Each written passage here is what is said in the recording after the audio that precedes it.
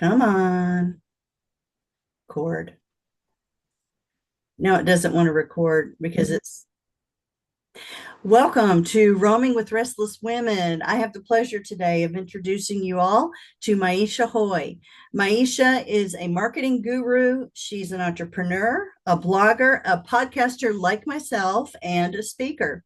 She's the CEO of BSHG, which manages and markets customer first marketing. Maisha's Lemonade Stand is another one of her entrepreneurial brands. And she believes in the entrepreneurial spirit, and all her companies are created with the philosophy of Ujamaa, which is cooperative economics, which I personally love. Give, give, give, give, give, right? Enable. Her mission is to create wealth opportunities for herself, family, and her clients through the spirit of entrepreneurship and marketing know how. She started Maisha's Lemonade Stand as a way to fulfill that mission. Since 2012, she has monetized and built the blog up to year over year growth with posts and advertisers that focus on the wealthy, wise, and healthy and inspire entrepreneurs. With her company, Customer First Marketing, Maisha has developed marketing programs for startups to mid-size organizations, all with limited budgets and resources in very competitive and innovative marketplaces. She believes that successful marketing programs begin with the assessment of the business from the customer's point of view and then developing the marketing action plans. Totally get that. Her third company, yeah, her third company is Kubab, a Black-owned brand marketplace that amplifies Black-owned brands as part of her mission to work with and create ecosystems of Black economic power, which also I love. Welcome, Maisha. Great to have you on the program. Thanks, Yeah, Julie. Thanks for having me. This is great. I forgot that bio. yeah. Yeah. I'm pretty dang good. Yeah. I think we all should say that to ourselves. Um, Exactly. I did not grow up with an entrepreneurial spirit. I kind of got forced into entrepreneurship. So, but my sister Mhm. and her husband, they have an entire family of entrepreneurs. You can't have a dinner table conversation without saying, "Oh, that could be a business," So I get the mindset. But tell me a little bit more about how did you start to realize, or when did you start to realize that you had that same entrepreneurial spirit? So that's interesting. I had my first what's this is years ago when you would go sell wrapping paper. Uh And I huh. would go in the neighborhood and sell wrapping paper. But I took the traditional route. I went to Hampton University, graduated with a marketing degree, and work, work, work, work, work. And I always say that it's more responsibility I have the budget. But by the time I was director of marketing at a company called Microlink, a wonderful company called Microlink that was acquired two times. Yeah. The first time, yeah, so there you go. The first time, I we went through what I call fear, uncertainty, and doubt. And that was when I finally, I was going into work, my inbox wasn't full, my plate wasn't full. And I said, why not see if you can get a good severance package and do this on your own, right? Because one of the great things at Microlink that we were able to do was I had a great vice president of sales who worked directly with the delivery. We did Microsoft services. So it was delivery, sales, and marketing all working together. And I said, if I could teach companies, especially startups, to start that way, that Yeah. decrease silos and make it a collaborative effort, I can make a lot of money. So I went into my boss and I was like, you know what? I don't want to go through this. I'm not doing anything. It's hard for me to sit on my heels. I want to be honest. Let's talk about a good severance package. And that's how I started. That was the thing. I didn't have a website, didn't have a business plan, didn't have any other things. So Maisha Lemonade Stand was a WordPress site that I could get my ideas out there. This was beginning of social media. So I was able to, overshare everything. And that's where I started my entrepreneur journey. So it sounds to me like the things that were inside of you that kind of prompted you this way was I've been there, done that with this whole takeover stuff. Um, Mm-hmm. I know the right way to get it done. I've experienced this particular way to get marketing, sales, and delivery done that really helps the customer and makes a seamless delivery of our products. And I'm bored. If you're not going to keep me I busy, let me go. I've got a lot of ideas, I've got a lot of drive. And so, were those kind of the three internal kind of elements that were eating at you before when you came up with this idea? I don't say bored. I do Mm-hmm. say that, and this is something I realized that I've actualized. I like a challenge, right? Mm. I like the next thing. The best thing about marketing is it changes like almost as fast as the internet changes. So I don't like to be in positions where I'm not learning something or I'm growing or, I'm taking old stuff with new stuff and applying it to in a new way. So it's not boredom. It's just where's the challenge? Where's my next challenge going to come from? But There the you other two are go. right. I Yeah. can, Yeah. we were double digit growth always year over year because we all work together. And if I can apply that to companies that I consult with or that I'm working with, it's like we'll grow. That's wonderful. Now, do you work mostly with startups or smaller companies? Because it seems like with that philosophy, it would be hard to go in and change the ways of an established organization. Or do you do both? So I did both. So, Okay. and most of it, I work with startups. So let me be clear. I was working with mom and pops. I was Okay. going in and I was their marketing department. Unfortunately, it's not as lucrative. So I shifted up to working with bigger companies who, for whatever reason, stopped doing marketing or their marketing was stagnant or just something that they need a push or like you said, the creativity piece of it. I love working with startups. So I work with Operation Hope, which allows people like myself, senior executives, to go in and do consulting on a one-on-one basis. So I will Mm-hmm. work with startups, but I prefer the niche of you got somewhere and you don't know how to keep going, or Okay. you stopped and I need to restart you up again. So it's that challenge piece that again comes Again, back. I love that. That's your red thread. That is your hook. I love that. yeah, When yeah, you can yeah. pinpoint that in yourself, it's what makes me jazzed up. Of all of the careers, all of the jobs I've had, all the things that I do, what jazzes me up? When you find that, that's really your passion. People, they freak out Right. because they don't have a passion. Oh, I need a passion. Blah, blah. No, no, just do what you really, really like to do. you know, Sometimes it doesn't And get have to be paid that big of for a it. deal and get paid for it for Right, sure. Absolutely. right, And right. so tell me a little bit more about your personal journey. So you've got these three companies now, and we'll get back to the other two as we move along. But tell me a little bit about your personal journey. What kind of have been the triggers or the experiences that have really formed your wisdom as you've gone along in this career? So it's interesting. Uh, my personal journey, my co-host asked me, Maisha, when do you think you started to flourish? And it happened when I had a son who is now 20. But the challenge was I was a single mother, right? So it's like as soon as I said, I'm having a baby, my son's father flew out the door. Like you can see the wind shoosh in my face. Um, so what does that mean? That means that I had to create a village, right? I had to find protective ways of allowing my son to flourish while doing the duty of a two-parent family, right? Yes. So that was one challenge, and I was truly blessed. I say this all the time, and I say this to all my moms: find you a village, find your mom that you can trust and rely on, because especially as a single mom, but any mom needs this help.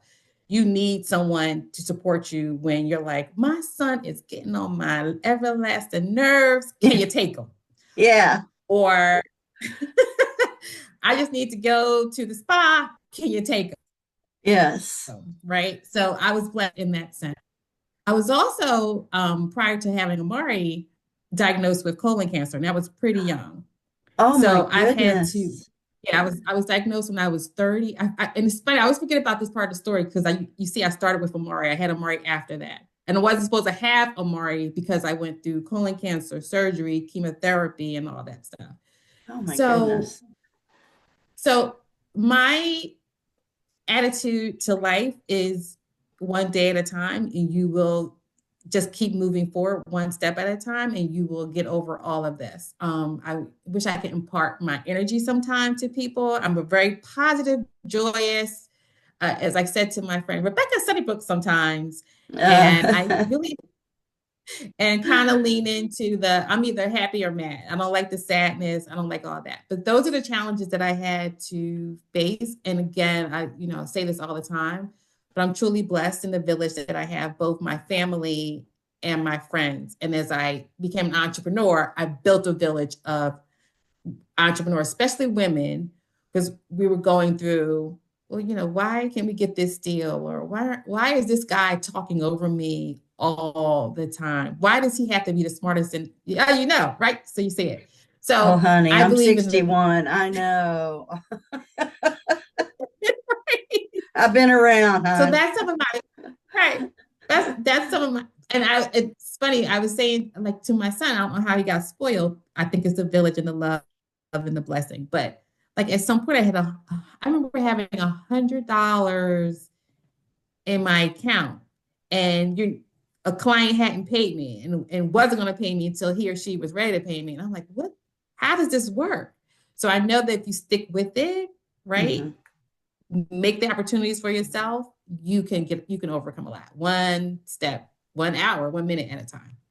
Wow, that was none of that was in your bio, which is why I always ask about the personal journey, because what I have found out is that so many women who have become successful have basically made the choice out of some sort of tragedy or hardship or a life situation where there's disease or having to be a single parent or losing a business or whatever, or being laid off in my case, whatever the case may be. Those challenges are what really cause the wisdom to flourish.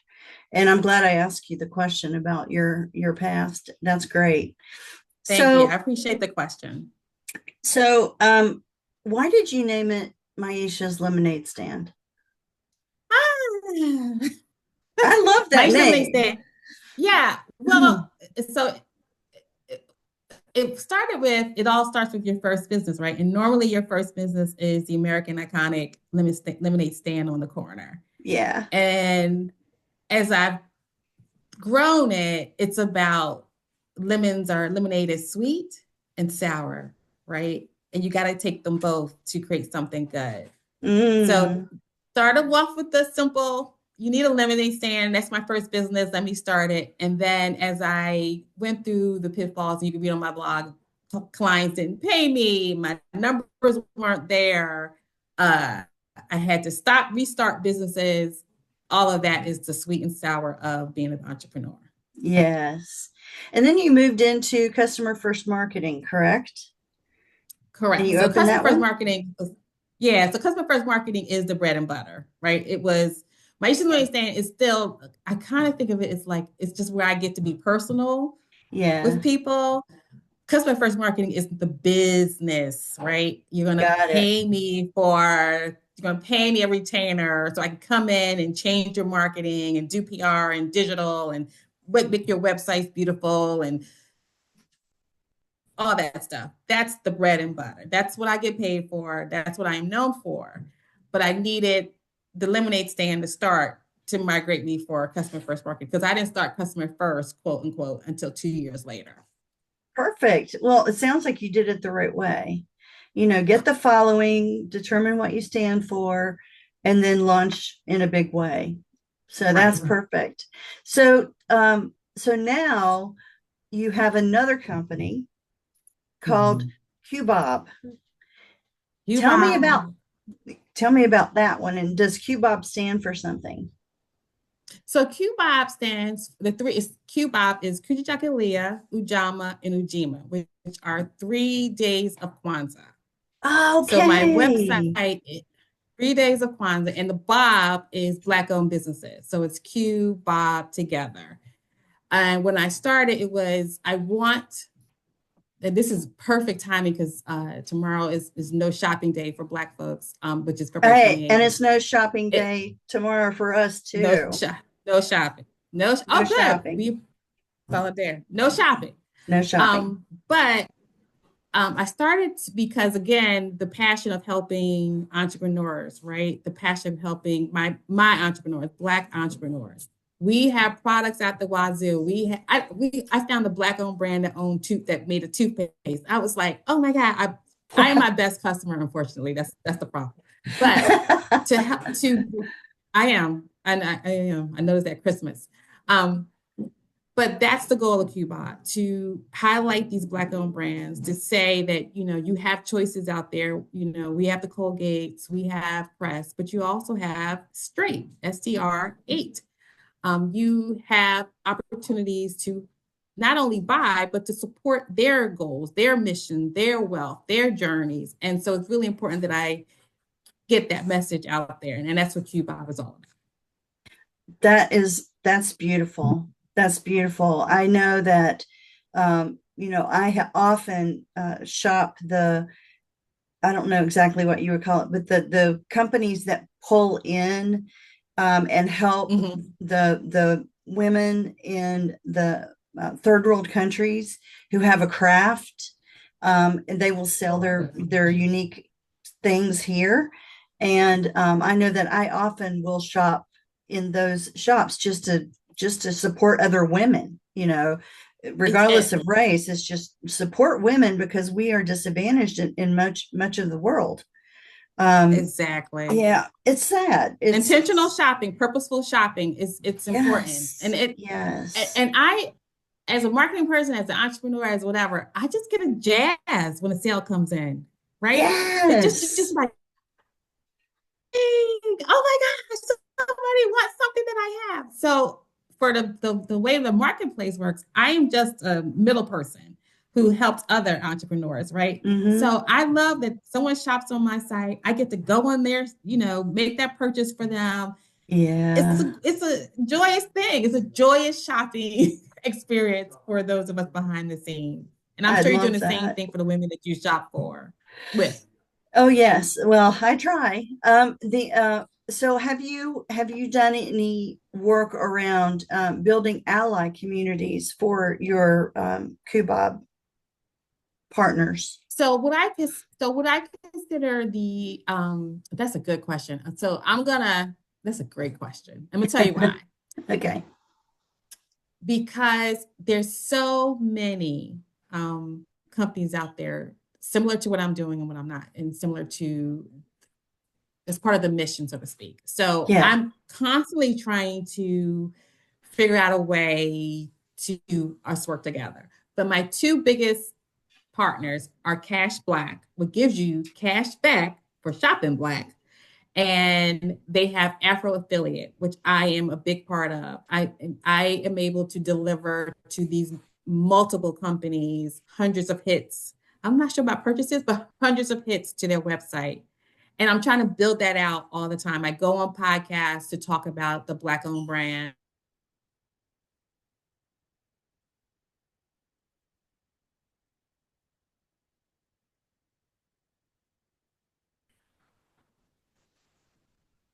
I lost you there for a minute, but I'll edit that Oh, out. Go ahead and okay. continue. Oh, no, I say so slowly but surely. Oh, my internet connection is unstable. It says that. It popped up. Uh-oh. Okay. That's okay. I'll fix it. I mean, Okay. this is life. Okay, exactly. Right. So what I was saying that slowly but surely I'm building up the Cubop ecosystem. I will love everyone who's listening. If you have a Black-owned brand, to get on Afro Yes. Affiliate that allows me to sell your brand on to my list. So Perfect. Well, I know that I have had probably at this point 8 or 9 Black-owned business women obviously because of my show, but who I need to introduce you to absolutely. because yeah, the more the merrier, right? The Absolutely. more the merrier. Yep. Okay. Absolutely. Absolutely. So you said you had one son. What do you have any other children? Just the, no, it's one on one. And he teases me. What if I was twins, mom? Like, oh my God, I couldn't take it. But I could, but I couldn't. Yeah. Well, tell me about what he thinks of you as a business owner. That's a great question. Oh my gosh. I should call him. He admires, he admires what I do, but what he sees is the diligence and the dedication. Um, but that's a great question. I'm gonna ask him next time we can maybe there's a mom and son podcast. But I There you don't go. know if he Yeah. gets it yet. I don't know if he gets it yet, right? Again, when I said earlier that I can't imagine him being so spoiled because he's with me being so broke sometimes, but he's only seen the good. It's this is a great question, that I start sharing the bad, Mm-hmm. right? Because I was so scared as a single mom to tell the true story, right? I'm dealing with your father's not around. I'm not making enough money, but it was always light for him. I just started because I want him to be financially responsible Mm-hmm. to share some of the things I had to do. I had to learn to budget. I had to live by that budget. I had to hustle a little bit. You know, I had to go back to work when I needed some cash. There's certain things I didn't Yeah. share with him that I'm sharing now. So it'd be interested for me to ask that question in 3 months. Well, the reason why Great I ask question. is the reason why I ask is because, you know, a lot of times we do try to shield our children, even if we're not entrepreneurs, but we want to shield our children. Mm-hmm. And I have always found that because I became a single mom when my kids were 16 and 13. So they Mm. were already kind of at the point that I could say to them, look, I just don't have it this month. I'm sorry, you can't go to whatever thing, right? Um, and it really helped them get a good, I guess, grounding in reality before they then moved Mm-hmm. out on their own. So both of them, I have to say, are incredibly fiscally responsible, more than me. Uh, but I'm really, really proud that they were able to learn that lesson. You know, just watching me work. Um, Yeah, yeah, yeah, that's good. yeah. I'm glad you did that. I'm late to the game, but I'll catch up. Oh no, just make him do his own laundry. Oh no, no, he's been doing his own laundry since There you go. he was 5. Yeah, Woo, we good had to for have you. I yeah, I could not, and you know when you became a single mom, you can't do everything, Oh right? So he no, knows how to no. cook, he knows how to do laundry, that whether he does it on time, when I want him to is another story, but he knows how. Yeah, there you go. Yeah, absolutely. I love that. Well, and the other thing too is, you know, being an entrepreneur, a lot of people think that it's easier and that you're more free, and you are in some certain circumstances. But I think it's actually harder. And I spend more hours than I ever did working corporate, right? So, Mhm. getting the real picture of the ups and downs, like you were saying, of here's the real story. Sometimes it doesn't go your way, and sometimes you might have to, you know, go bag groceries for a while to keep the business going. You never know, but You gotta it's do what you gotta do. you got to do Right. what you got to do. And one of the things that I find interesting is that women will cop to that more than men will. So if they're, if they're an entrepreneur and all of a sudden they have to go and get a quote unquote real job, they always say it that way. It's funny. Go get a real Mhm. job for a while to have some cash infusion. Women will say that. They'll tell people that. Men generally won't. And it's really interesting to me that that happens. I'm glad you brought it up Hmm. for sure. Yeah. Well, I've been lucky again with the village of the entrepreneur village that Uh-huh. I'm able to share, so, and I was also a part of a different podcast where we talked about the highs and lows, and those men were really forthcoming. Like Well, good. if your friends have purchased everything, then it's time for you to get new people, new friends, or new market, new product. For sure. Well, so what is the thing that you were the most proud of in what you've built so far? And notice I said so far. Yeah, I'm just proud that um one, that my son is happy, number one, that he's always lands on happy. That's part of our family mantra. That I'm still here, right? I'm still passionate about what I'm doing. I'm still passionate about building ecosystems. I'm still passionate about talking to people, sales, and all that stuff. But I would say the most thing is I'm proud that I'm still here. Like, I can't believe how long it's been, but it could have been different, right?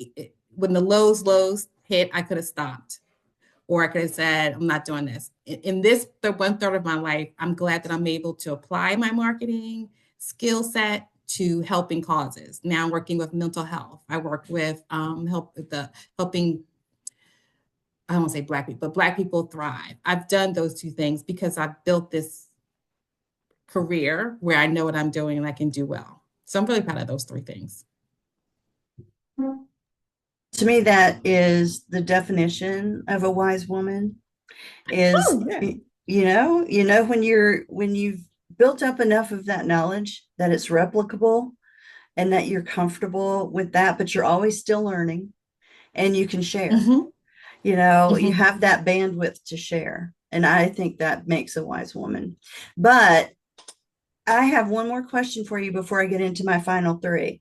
The final question that I have for you is what would you say to a young Black woman coming out of college or coming out of high school who really, really wants to be an entrepreneur?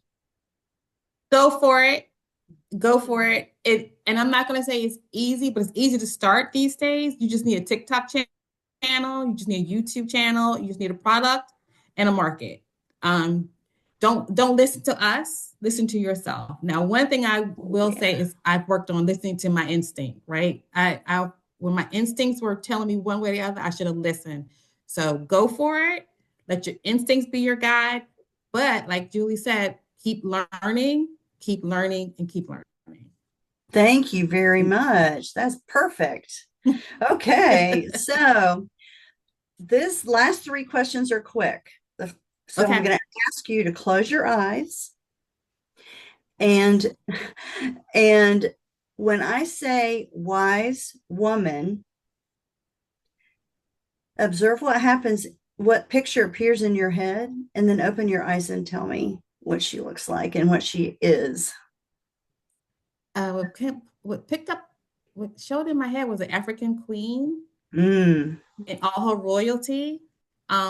Only because we don't talk about them enough, but they knew who they were. They were strong, they were warriors. The woman king that just popped up again, and they were able yes. to, right? They were able to make it happen despite sexism, racism, and I don't know what you call it when military thinks you can't fight, but whatever that ism is, and they were able to do it. That's a wise, that's a wise woman to me, warrior. 100%. And the whole reason why I started this whole wise woman this whole podcast and my intuitive wisdom coaching is because I had a vision of a wise woman And I started thinking, for me, it was a Cherokee Indian woman, a little Hmm. pudgy. She's the medicine woman. She's the one that holds the community together when the Braves go off to war. She's the one that takes care of the women in childbirth and helps them get the help that they need and build their community when they have children.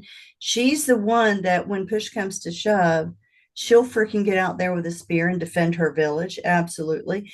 That vision, that wise woman is in every single culture in the entire world and has been from the very beginning of That's time. So that's why I do all this. So it was great to hear you say the king, the woman king. Absolutely, 100%. So that's two awesome. I more. like your wise woman too. Oh, Oh, I okay. like all of our wise women. You don't have to close your eyes anymore. So where do Oh, you where, where do you like to roam, Maisha? so the best thing for me is in a car and drive. Mhm. Just drive, and it's it's a great time for me to talk to people online. Those podcasts I want to listen to. So my favorite thing is get in the car, go for a road trip. Absolutely. Beautiful. Well, that's my whole life, so I love it. What makes you restless in a good way? That's why I love.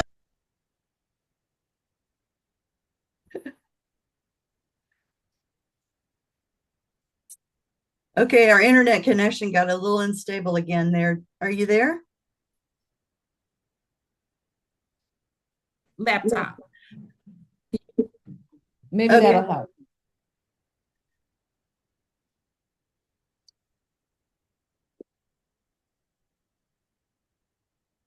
I'm glad you're a good editor. Oh, yes.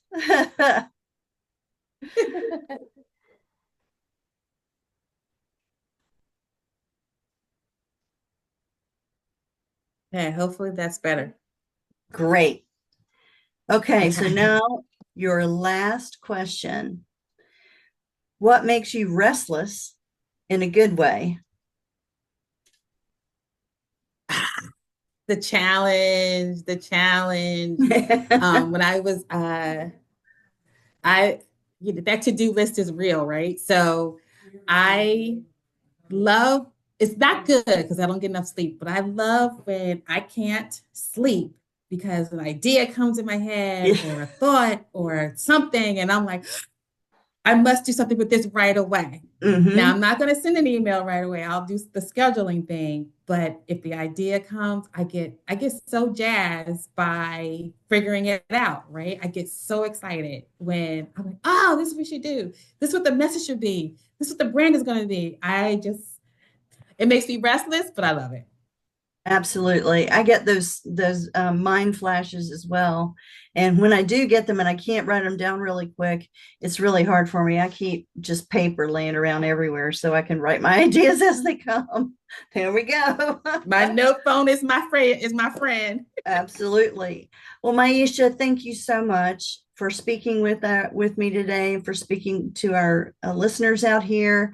How can people get a hold of you and learn about your um, businesses and get in touch with you? Follow me on LinkedIn. Follow me on Okay. LinkedIn. Maisha Be Hoye on LinkedIn. It's the best place. It's kind of where, and that we all do this. Everything kind of sits in LinkedIn. Mm-hmm. But if you're interested in Black-owned brands, it's QBob. If you like just to get inspired by being an entrepreneur, Maisha's Lemonade Stand. If you want to hire me for consulting, it's Customer First Marketing. But start with LinkedIn. Perfect. All right. I'll make sure all of that gets in the show notes. Thank you all for joining, and Maisha will see you the next time. Thank you so much for having me. It was fun and great and informative. Yeah, it's fun. Talk to you soon.